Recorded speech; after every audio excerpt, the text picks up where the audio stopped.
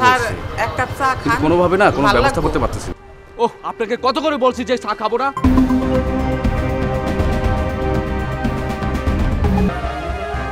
Sir, রোকন সাহেব কি বুঝতে পারলো এই চা বিক্রেতা মহিলাটা আমার মা? চা লাগবো? চা চা খাবেন? চা খাবেন? চা চা লাগবো? চা চা খাবেন? রকম জি স্যার। কোম্পানির হেড অফিস থেকে বলছে প্রোডাকশন বৃদ্ধি করতে হবে, না হলে কোম্পানি অনেক বেশি ক্ষতি হয়ে যাবে। আমি আসলে কীভাবে কী করবো আমি বুঝতে পারতেছি না। স্যার, আপনি এই বিষয়ে কোনো চিন্তাই করবেন না।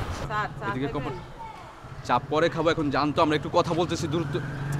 এখন আমি জেমস স্যারের সাথে কথা স্যার বলছি, এক কাপ চা কিন্তু খান, কোনোভাবে না কোনো ভালো ব্যবস্থা লাগবে। করতে পারতেছি না। ওহ, আপনাকে কত করে বলছি যে চা খাবো না।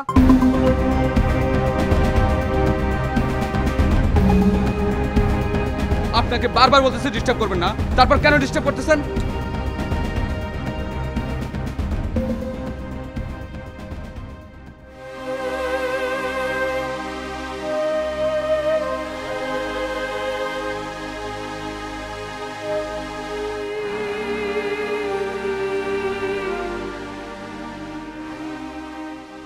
স্যার, একজন গরিব মানুষ চা বিক্রি করে আর আপনি তার সব চা নষ্ট করে দিলেন স্যার। তুমি চুপ করো।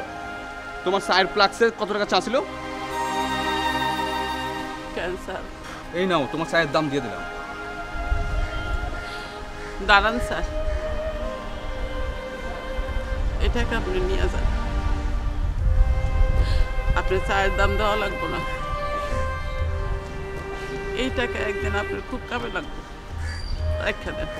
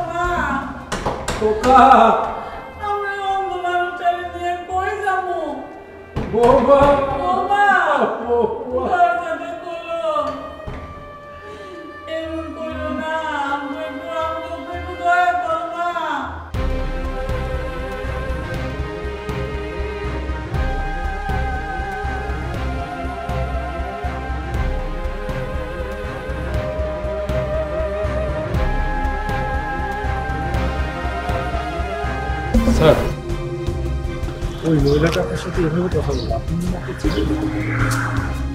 রোকন সাহেব কি বুঝতে পারলো এই চা বিক্রেতা মহিলাটা আমার মা? না, উনি আমার পরিচিত কেন হবে?